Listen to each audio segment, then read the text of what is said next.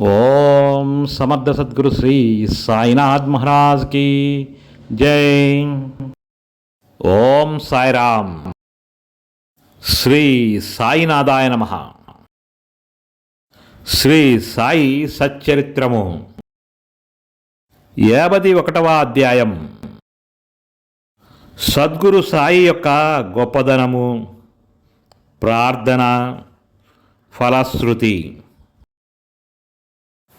శ్రీ సాయి సచ్చరిత్రలోని 52, 53 అధ్యాయములందు 51వ అధ్యాయముగా పరిగణించవలెను. ఇదే చివరి అధ్యాయము. ఇందు హేమట్ పంతు ఉపసంహార వాక్యలను వ్రాసెను. పీఠికతో విషయసూచిక ఇచ్చునట్లుగా వాగ్దానం చేశాను, కానీ అది హేమట్ పంతు కాగితములలో దొరకలేదు.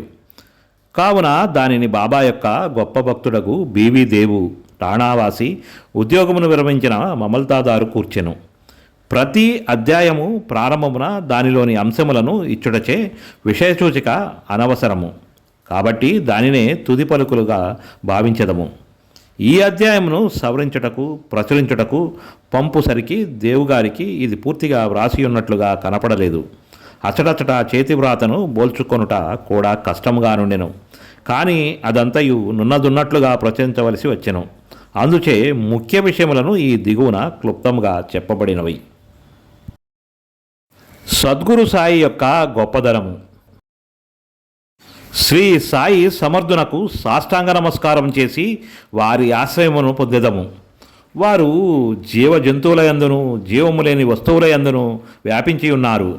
వారు స్తంభము మొదలు పరబ్రహ్మ స్వరూపం వరకు కొండలు, ఇండ్లు, మేడలు, ఆకాశము మొదలుకున్న వానివిని అన్నింటినీ వ్యాపించి ఉన్నారు. జీవరాశి అందంతటను కూడా వ్యాపించి ఉన్నారు. భక్తులందరూ వారికి సమానమే. వారికి మానవమానములు లేవు. వారికి ఇష్టమైనవి అయిష్టమైనవి లేవు. వారినే జ్ఞప్తించుకుని వారి శరణు పొందినచో వారు మన కోరికలన్నింటినీ నెరవేర్చి మనము జీవిత పరమావధిని పొందినట్లు చేసెదరు. ఈ సంసారమనే మహాసముద్రమును దాటుట మహాకష్టము. విషయసుఖములనడి కెరటములు దురాలోచనలనే ఒడ్డును తాకుచు ధైర్యమును చెట్లను కూడా విరగొట్టుచుండును. అహంకారమనే గాలి తీవ్రముగా వీచి మహాసముద్రమును కల్లోలపరచును. కోపము, అసూయలనడి ముసళ్ళు నిర్భయముగా సంచరించుచుండును. అచట నేను, నాది అను సుడిగుండములను, ఇతర సంశయములను గిర్రున తిరుగుచుండును.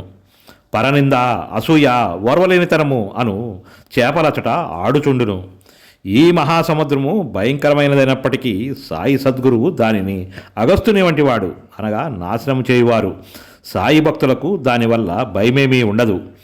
ఈ మహాసముద్రము దాటుటకు మన సద్గురువు నావు వంటివారు. వారు మనలను సురక్షితముగా దాటించెదరు.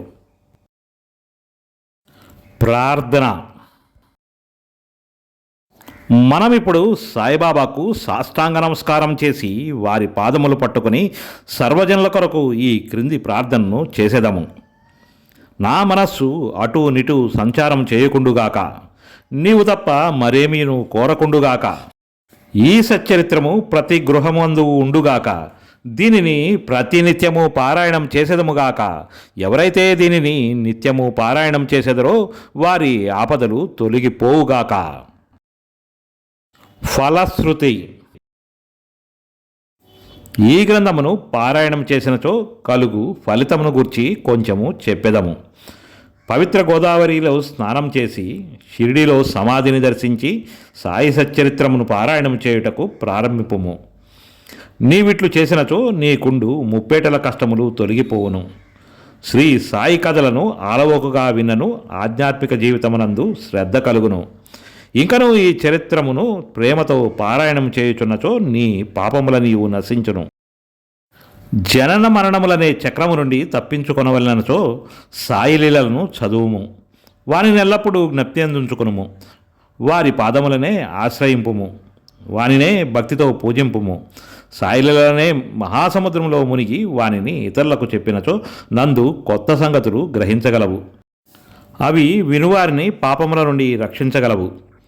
శ్రీ సాయి సుగుణస్వరూపమునే ధ్యానించినచో క్రమముగా నది నిష్క్రమించి ఆత్మసాక్షాత్కారమునకు దారిచూపును.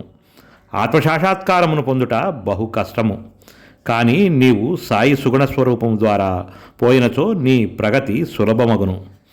భక్తుడు వారిని సర్వస్వ శరణాగతి వేడినచో అతడు తాను అను దానిని పోగొట్టుకుని నది సముద్రంలో కలిగినట్లుగా భగవంతునిలో ఐక్యమగును.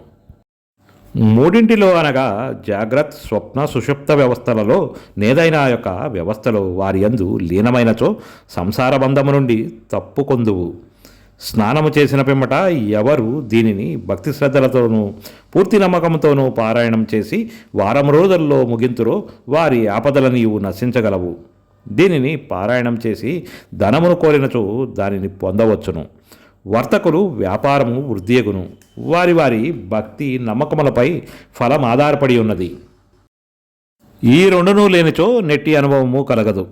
దీనిని శ్రద్ధతో పారాయణం చేసినచో శ్రీ సాయి ప్రీతి చెందును.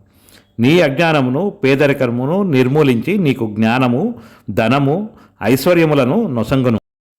కేంద్రీకరించిన మనసుతో ప్రతిరోజు ఒక అధ్యాయమును పారాయణం చేసినచో అది అపరిమితమైన ఆనందమును కలగచేయును. ఎవరు హృదయమందు తమ శ్రేయస్సును కోరెదరో వారు దీనిని జాగరూకతతో పారాయణం చేయవలెను. అప్పుడు అతడు శ్రీ సాయిని కృతజ్ఞతతోనూ సంతసముతోనూ జన్మజన్మల వరకు మదిలో నుంచుకొనును. ఈ గ్రంథమును గురు పౌర్ణమి నాడు అనగా ఆషాఢశుద్ధ పౌర్ణమి నాడు, గోకులాష్టమి నాడు, శ్రీరామనవమి నాడు, విజయదశమి నాడు అనగా బాబా పుణ్యతిథి నాడు ఇంటి వద్ద తప్పక పారాయణం చేయవలెను. ఈ గ్రంథము జాగరూకతతో పారాయణం చేసిన ఎడల వారల కోరికలన్నీయును నెరవేరును. నీ హృదయమునందు శ్రీ సాయి చరణములనే నమ్మిన ఎడల భవసాగరమును సులభముగా దాటగలుగుదువు. దీనిని పారాయణం చేసిన ఎడల రోగులు ఆరోగ్యవంతులగుదురు, పేదవారు ధనవంతులగుదురు, అదములు ఐశ్వర్యమును పొందెదరు. వారి మనసునందు గల ఆలోచనలన్నీ పోయి తుదకు దానికి స్థిరత్వము కలుగును.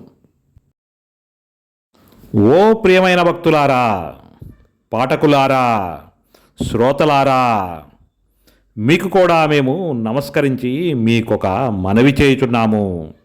ఎవరి లీలలను ప్రతిరోజు ప్రతి నెల మీరు పారాయణం చేసిరో వారిని మరువవద్దు. ఈ లీలలను ఎంత తీవ్రముగా చదివిదరో వినెదరో అంత తీవ్రముగా మీకు ధైర్యము, ప్రోత్సాహము సాయిబాబా కలగచేసి మీచే సేవ చేయించి మీకు ఉపయుక్తముగా నుండునట్లు చేయును. ఈ కార్యమందు రచయితయు చదువర్లను సహకరించవలెను. ఒండోర్లు సహాయము చేసుకుని సుఖపడవలెను. ఈ గ్రంథమును సర్వశక్తిమయుడైన భగవంతుని ప్రార్థనతో ముగించెదము. కారుణ్యమును చూపమని వారిని వేడెదము. ఈ గ్రంథమును చదువు భక్తులు హృదయపూర్వకముగా సంపూర్ణ భక్తి శ్రీ సాయి పాదములయందు పొందెదురుగాక. సాయి సగుణ స్వరూపము వారి నేత్రములయందు నిలిచిపోవునుగాక. వారు సాయిని సర్వజీవులయందు చూసెదరుగాక. తదాస్తు. శ్రీ సాయి సచ్చరిత్రము సర్వము సంపూర్ణము. సద్గురు శ్రీ సాయినాథార్పణమస్తు. శుభం భవతు. శ్రీ సాయిబాబా ఏకాదశ సూత్రములు. షిరిడీ ప్రవేశమే సర్వదుఃఖ పరిహారము. ఆర్తులైననేమి నిరుపేదలైననేమి ద్వారకామాయి ప్రవేశించినంతనే సుఖ సంపదలు పొందగలరు. ఈ భౌతిక దేహానంతరము నేను అప్రమత్తుడను. నా భక్తులకు రక్షణ నా సమాధి నుండియే వెలువడుచుండును. నా సమాధి నుండియే నా మనుష్య శరీరము మాట్లాడును. నన్ను ఆశ్రయించిన వారిని, శరణదొచ్చిన వారిని రక్షించడయే నా కర్తవ్యము. నా యందెవరికి దృష్టియో వారి యందే నా కటాక్షము. మీ భారములను నాపై పడవేయుడు, నేను మోసెదను. నా సహాయము గాని నా సలహాను గాని కోరిన తక్షణముసంగా సంసిద్ధుడను. నా భక్తుల ఎంట లేమి అను శబ్దమే పొడచూపదు. నా సమాధి నుండియే నేను సర్వకార్యములు నిర్వహింతును.